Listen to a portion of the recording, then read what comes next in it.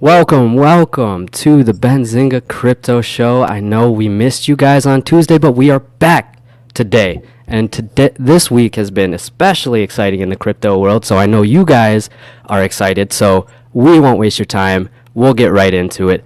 I'm joined by our lovely host, Catherine Ross, and a special guest host today, Logan Ross. I got the Ross crew with me. What's up, guys? How's it going? It's going great, actually. I've missed you guys. It's been a week, like it's impossible. But Logan is finally here. Woo, woo. Logan is here. I've been trying to get Logan on the show for a while, and he's finally here. He made it. He cleared his schedule for us. School. Yeah, glad nice. To be here. He graced us with his presence today. I love it. Thank you. So, guys, just a few things before we get into it. We have a awesome crypto survey that we wanted you guys, that I wanted to throw out to the chat, throw out to the audience, and, guys, get your opinion on it. So I'm going to throw it in the chat. And then, obviously, I can't ask anything of you guys, without giving you something in return. So what do I have? For us, Darren? What do I have for them? I got this awesome 3D printed Bitcoin and Ethereum coins. Oh, come on, camera, catch them. There they are. Wow. So we will select random participants of the survey, and we will ship that out to you. We'll grab your email, and we'll email you random participants, and we'll ship them out. Fantastic prize, pretty cool. So let me throw that in the chat right now. There it is. Guys, check that out. Go ahead and fill it out, and let's get into the show. You know what? I've been working pretty hard. Can I get one? I will send you one. Thank you. That's fill out the survey. You're on. Yeah, fill out the survey, and we got you. Okay, we'll do. I published it on Twitter last night, so okay, I'll do. But I got you on the record. Okay, you got me on the record. That's fair. That's fair. Okay, so markets. So the markets. How are the coins looking today? Let's look. There we go. Wait, it looked better. It looked a little bit better an hour ago. But crypto always changes. Oh yeah, for sure. I cannot go on into that again. So yeah. Okay. So the markets that we're seeing right now, actually, it's not that bad. Even though you can actually see red spots on the map, on the visual map, on the heat map, it doesn't mean that it's huge losses. It's just a little bit, of a fluctuation. So whenever it goes down by like 1.5%, you're gonna see Bitcoin is down 1.8%. So it's like in crypto, this is nothing, literally nothing. So it doesn't mean that it's like down all the way. It's just fluctuating a little bit. But we're gonna talk today about the coin that has made headlines over this week, and this is exactly why Logan is here, because he just couldn't stop talking about it. Yep. On today's call. Ethereum Classic, which for some reason, again, I want to say classique or magnifique, or it's French in me, but Ethereum Classic. This is the coin that we're going to start with. And if you're thinking that it has to do something with Ethereum, it actually does. I mean, not right now, but it it originated in, I think, 2016 as a result of the DAO hack that happened on the Ethereum network, right? Yeah. So, and as always in the crypto community, there wasn't consensus, and that's why a hard fork took place. And now we have Ethereum and Ethereum Classic.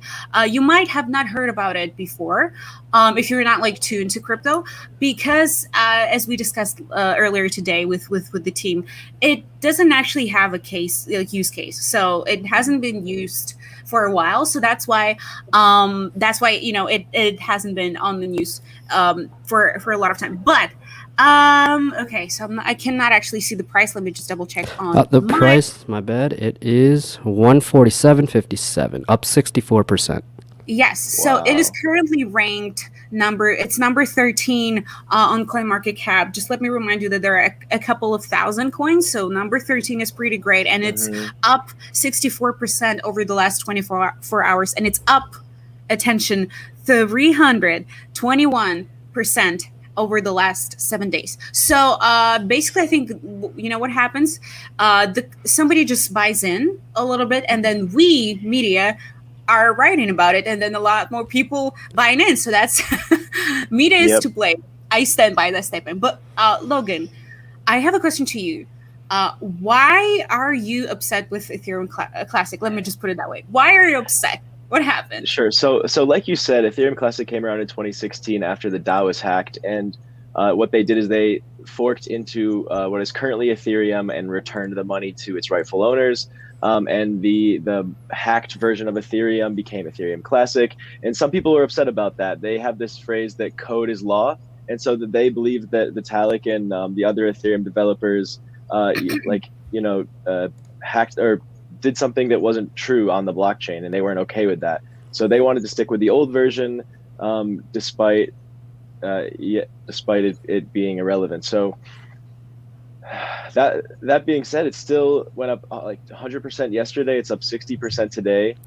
If I had to guess, I would think that there's a lot of new money flooding into the space with PayPal accepting crypto, Venmo accepting crypto, and people see this. They think that it is as valuable as Ethereum, or maybe they think that it's closer to Bitcoin Cash, right? That has its own use case, but it really doesn't. It's just an old version that some people think is better because they want to stick to the rules. And there's not much development work going on it, and it's kind of a dead currency. Well, to the point of a dead currency, we have seen, the case of Dogecoin. So maybe this is where ATC is going as well. But let me just go back to what you said, right? So the developers of Ethereum weren't happy with what's going on. And the case with Ethereum Classic and Ethereum is often described as the case where code is not law, right? So this is actually what happened. And actually, I think hard forks are examples where code is not the law. But the question is, so the old school believers in Ethereum, do they consider Ethereum to be the real Ethereum or Ethereum Classic to be the real Ethereum? That's a good question. I think that the majority of the old school Ethereum developers went to the new chain, stuck with current Ethereum. And there was just a select few who decided to develop on the Ethereum Classic branch instead. Yeah, well, a lot of unhappy people. We're gonna, another hard fork, and I think it's a pretty interesting one. Bitcoin Cash, which is also making rounds and making headlines today. It is up by 16% over the last 24 hours and up by more than 70% during over the past week. The fact is that Bitcoin Cash is also a hard fork of Bitcoin, which is like Bitcoin Core is considered to be Bitcoin Core, right? So if I remember correctly, the Bitcoin Cash Bitcoin hard fork took place in 2017. And what's interesting about it for me is that we have Roger Ver, who is who describes himself as the first ever crypto investor, and he's an advocate. Can I call him advocate? Yeah, he's a crypto influencer. Let me call it that way. And he says that he's been, in the crypto space for a while. So he was a major proponent of Bitcoin. Like anywhere you go, you could hear Roger Ver just talk about Bitcoin all the time. But then in 2019, he just switched to Bitcoin Cash.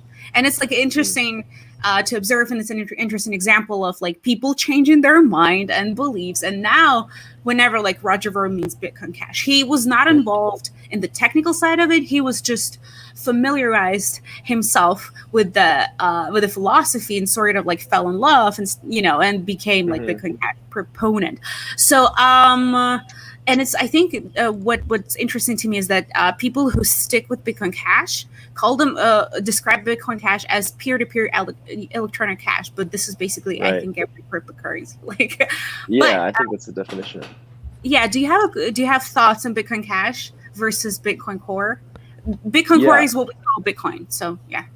Yeah, exactly. So you mentioned that he fell in love with the philosophy. I assume that you're referring to like the transactional value that Bitcoin Cash has above Bitcoin Core. So what Bitcoin Cash did when they forked was to increase the block size, which allows for faster transactions, more transactions, and for a lower fee, which makes it better for buying pizza, buying coffee. If you're using Bitcoin Core, you're gonna have to pay a $10 fee, and that's twice the price of your coffee. So what's the point, right? So I think that Bitcoin and Bitcoin Cash can exist simultaneously in their own realms and provide different uses, their different use cases. And so I think that much more than Ethereum Classic, Bitcoin Cash has a place in the crypto space. Yeah, like I think every coin has, unless it's a scam, and I'm actually I mean what I say when I say scam. There is a cryptocurrency called Scam, Yeah, I heard SKAM, about that. launched Love by a it. TikToker, and it went the market cap went I think up to $72 million in an hour. But then like currently it's like at $2 million, but it's just it Really? happened.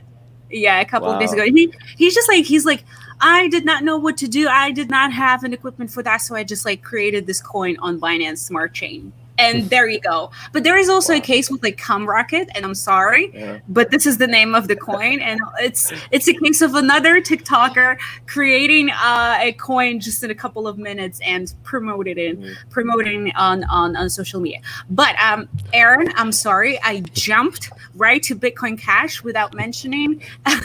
No, you're good. I was gonna say let's cover some headlines right now. We'll cover like two headlines, and then we have a special guest for you guys lined up today.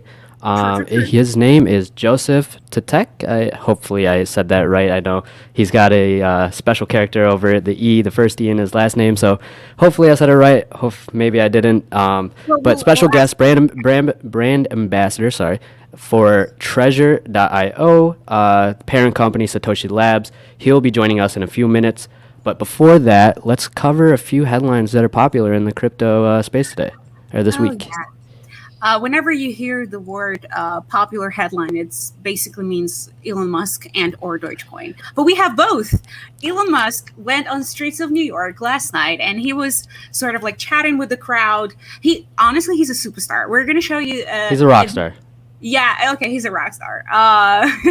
And you can call him different names, but he went, on the streets of New York and like talking to people, autographing. And what was amazing to me, somebody actually like brought a Tesla toy and he signed it. It's hilarious. So let me share that video with you guys real quick. We're just gonna play the first 30 seconds. Would you mind signing the sample, but we'll stay in a line. If you don't mind, sir. There's only for like 5 minutes. Sounds good. No problem. He's a man of the people. I'm so excited for your SNL appearance. How do you feel about it? Good. What do you guys think I should do? What are your thoughts? Are you Is Doge your number one choice? Elon, guys, hold on. So Elon, you're gonna be doing a lot of Doge jokes or what? And we'll see. Elon, Let's see. you have your own ideas and stuff for this? Elon, you got the time photo? Nice. Yeah, well, basically the headline is like fans asked him to talk about Dogecoin or to make jokes around It seemed like they bombarded him, trying to get him to talk about it because they know he's the main proponent behind pumping the price or the big movements behind Dogecoin. So, I mean, it's fair to them to ask, but it's pretty pushy. Do you two think that his SNL show will make the price go up or down? Yeah, that's the interesting topic, right? You never know. Yeah, it could. You could see a massive drop off right before the show because people are expecting the price to move on the news, and they're going to sell right before he goes on. Or you could, see the price spike up to $1 potentially. You never know. Yeah, I'm gonna go with it's gonna go up, and I'm ready to admit if I'm gonna be wrong. I'm gonna admit it on air, but I think it's gonna because SNL is is a major sort of show, right? A lot more people are gonna hear about it or hear about it again, and it's like, okay, so what is Dogecoin and where can I buy it, right? Yeah. So I'm thinking that probably we're gonna see a lot more, a lot more people flowing into the Dogecoin craze. But I see both sides of the argument. I have no clue. Mm-hmm. That's a fair tough statement. call. Yeah, you never know. This is this crypto we're talking about. You never know. But just to remind you guys, Elon Musk is gonna appear in SNL May 8th, and it was previously reported that he requested to be able to joke about Dogecoin. So we're gonna see. Yeah, and I heard the SNL cast wasn't too happy about him coming on the show, but we'll see how it goes. Everyone just tune in to SNL on Saturday. Give us your opinion when we host the show on Tuesday. We'll ask you guys how it went. We'll have our own opinions, I'm sure. But to be fair, Pete Davidson, my favorite stand-up comedian of all times, Pete Davidson, he was actually making a video. He was rapping. I think it was Eminem's song. So he was rapping about NFTs. Yeah. Oh, and then speaking of NFTs, right? Let's get into our next headline before we bring Joseph over. GaryVee. Let's get into that. GaryVee has already launched actually an NFT collection linked to Ethereum cryptocurrency, right? So he announced it yesterday on CNBC that he's launching his first ever NFT collection called V Friends. I'm sorry, but this name is not sitting right with me. But V Friends, a series of more than 10,000 character tokens available for purchase, with Ethereum. So he said that each token will include a smart contract that includes metadata that GaryVee can use to interact with buyers. And he's also he's preparing his community for the VCoin event, and buying an NFT will grant you access to that event as well. I think that maybe we will see VCoin not only as an event but probably as a cryptocurrency, as a social cryptocurrency, the way Terry Crews did it in the past. All right, and with that, let's get into it. I'm sure you guys are excited, just as I am. Let's move over our guest. We have, once again, I'll remind you guys in the audience, we have Josef Tětek, brand ambassador for Trezor.io, parent company Satoshi Labs, and we're just gonna interview him and find out more. So let me bring him over. Hey guys. What's up, Joseph? Hi, thank you so much for joining us. Hey, so welcome. we were actually discussing how to pronounce his surname. Is it Tětek or Tětek? Yeah, it's Tětek. It's the little hook above the E makes it like softer, so it's Tětek. Tětek. Okay. So I definitely messed it up. I apologize for that. Yeah. Well, welcome, Joseph. Thank you so much for joining us. Pleasure to have you. Wait, just probably like edit it. I think it's not treasure, but Trezor. I think it's in Czech it's pronounced Trezor. We have like this Trezor. The pronunciation Trezor. You actually pronounce every single letter in the word.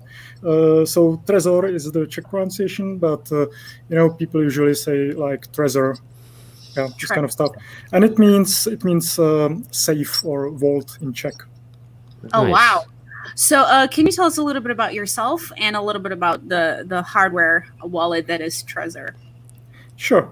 So I have joined Satoshi Labs quite recently, but I have followed the guys for many years before, because I've been into Bitcoin since at least 2015 when I started taking it seriously. And my background is in economics, mostly Austrian economics. I'm quite libertarian, and what I like about Bitcoin and Trezor is it's basically a separation of money and state. And with Trezor, you can actually hold your coins, hold your money by yourself. You don't have to trust anybody. And Trezor is a big tool for individual sovereignty and like strengthening the power of individual. Yeah. And you've mentioned Satoshi Labs, right? So it's the parent company of Trezor, right? Yeah. Just for the record. Yeah. That's right. The Satoshi Labs is the parent company, and there's Trezor, the devices, and Trezor suite, and everything around that. And then we have Invity. That's like an exchange aggregator that's embedded straight into the Trezor wallet, so you can trade your coins or DCA or Bitcoin without having to log on to an exchange and without sending your coins to any exchange. And then we have quite like recent addition, the Tropic Square. And the Tropic Square, that's a startup, and its ambition is to develop a truly open source secure element. A truly open source secure chip, because secure elements which are here today are basically black boxes. You have to sign an NDA. You cannot audit what goes on inside. You cannot disclose the vulnerabilities. And that's a problem for like our philosophy, which is based on open source. So we are developing, or the Tropic Square is developing, a fully open source secure element that the next generation of Trezor would use. Nice, Aaron. I think you have. Yeah, so that was great. So you're a brand ambassador for Trezor, Satoshi Labs. What does a brand ambassador do at a crypto company? And are there any difficulties that come with it? Well, I'm still kind of looking around because I've been here for just a couple of weeks now. Okay. But it's an exciting opportunity.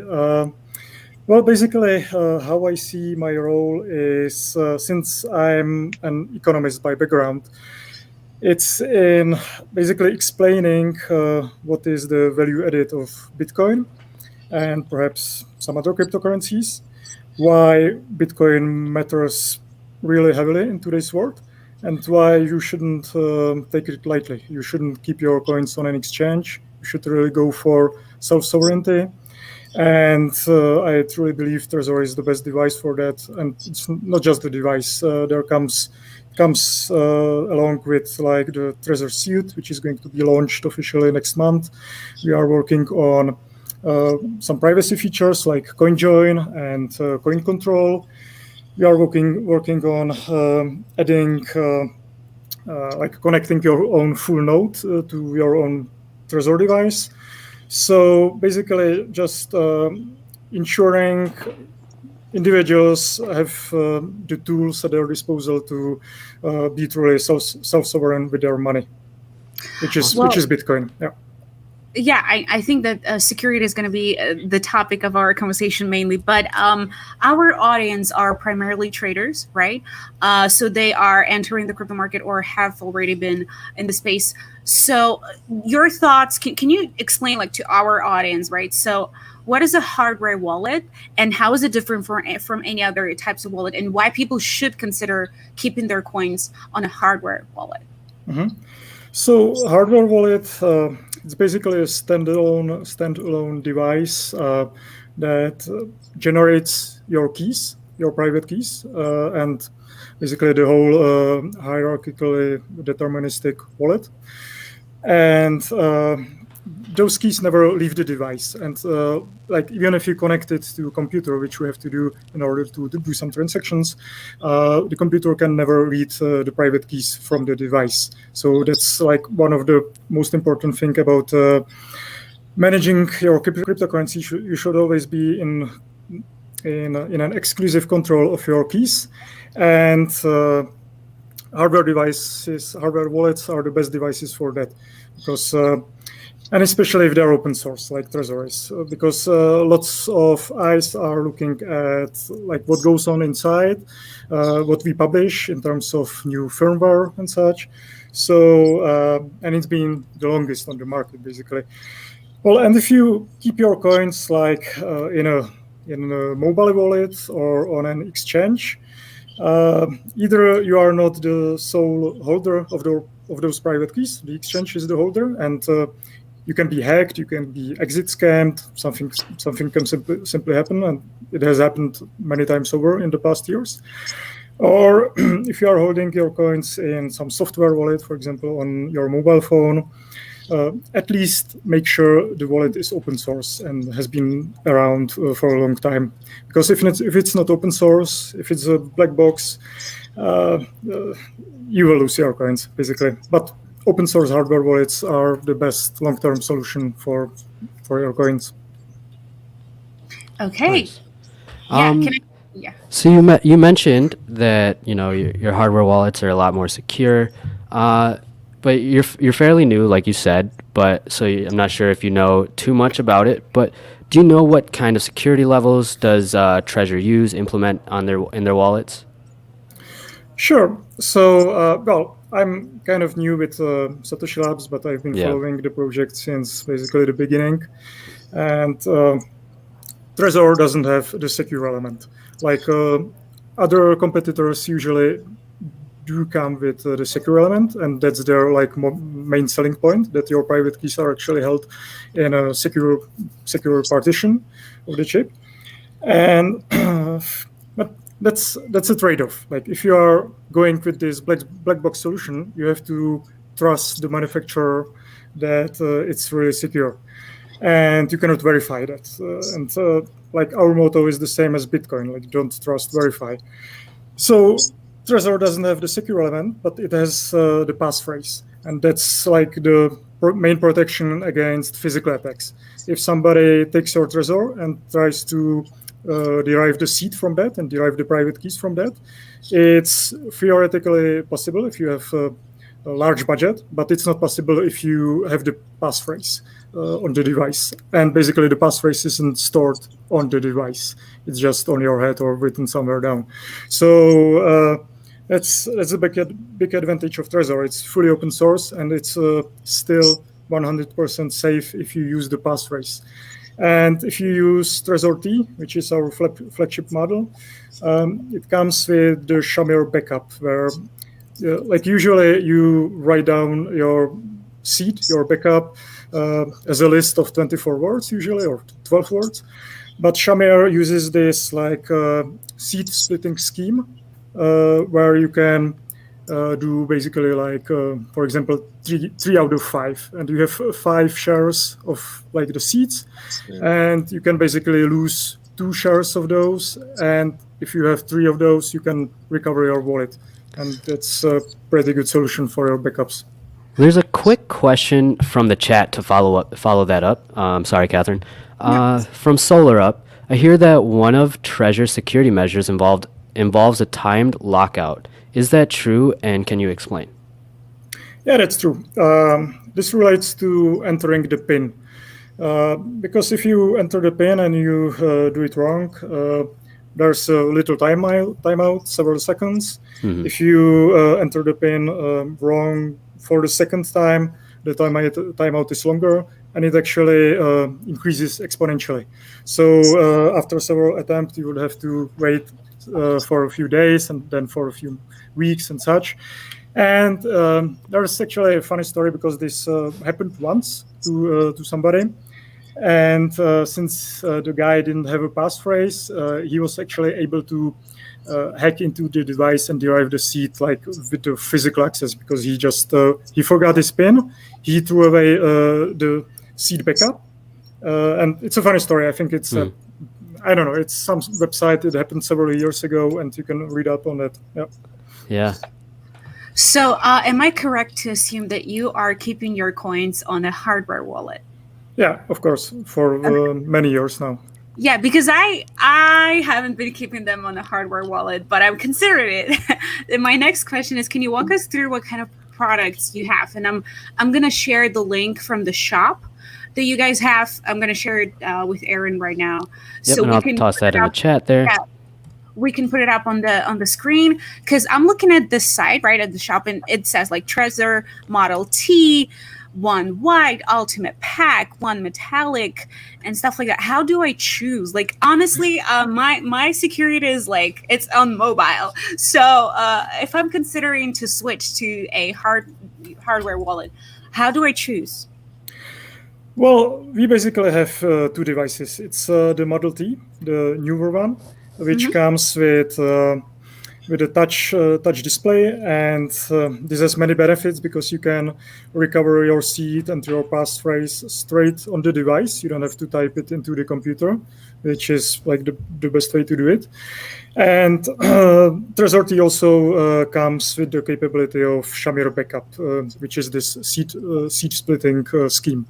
And we believe this is the best way to back up your seed, because then you have the capability to have some redundancy in your backup scheme. You can have the seed in multiple places. So if your house burns down, your coins are safe, which is like the most important thing if your house burns down, right?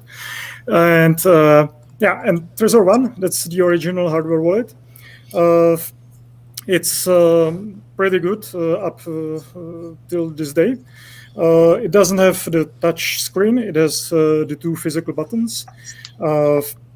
If you do like recovery on Trezor One, you write the seed words down on your computer, but the Trezor device, the Trezor One, tells you what is the ordering. So if anybody is like listening, if you have some malware in your computer, the attacker wouldn't still know what your seed is, because he doesn't know the ordering. So Trezor One is pretty good if you are using like Exchange or mobile wallet right now. This is like many levels above that in terms of your security.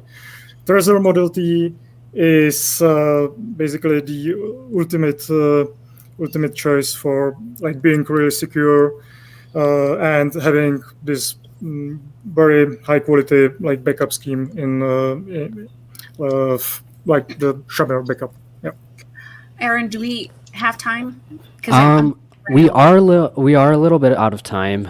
We do have to pass it over to the next show, but I'm sure they will start, and as they start, we'll wrap up here, and we'll send everyone over from this show to the Biotech Buzz that's coming up.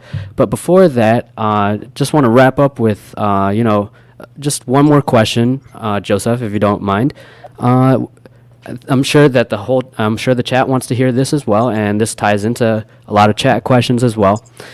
What's in your portfolio? Some interesting projects you're looking for, your thoughts on the current market. So the chat was asking, what are your thoughts on Dogecoin? What's your price target for May 8th? Thoughts on ADA or ETC, as we were talking earlier in the show. Give them the whole shebang.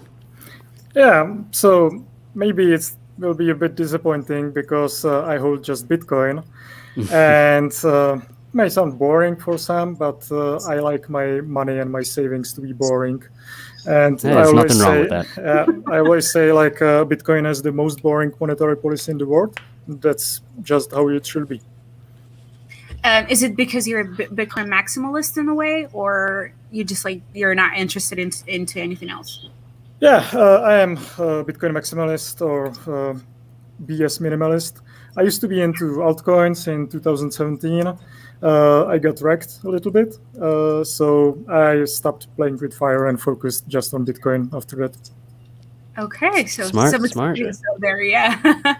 Okay, then. Yeah, thank you so much for joining us today and sharing the thoughts on hardware wallets. Guys, considering the philosophy of your money or your coins, your keys, this is something that comes with hardware wallets, or not your keys, not your coins, whatever the line is. So yeah, this is something to look up to if you are willing to keep your coins yours. Absolutely. Exactly. And thank you again, Josef, for joining us on the show today. Very insightful. Thank you for telling us about Trezor and all the hardware wallet options. It was a pleasure to have you. Thank you for having me. Bye. Thank you Take so care. much. Yeah.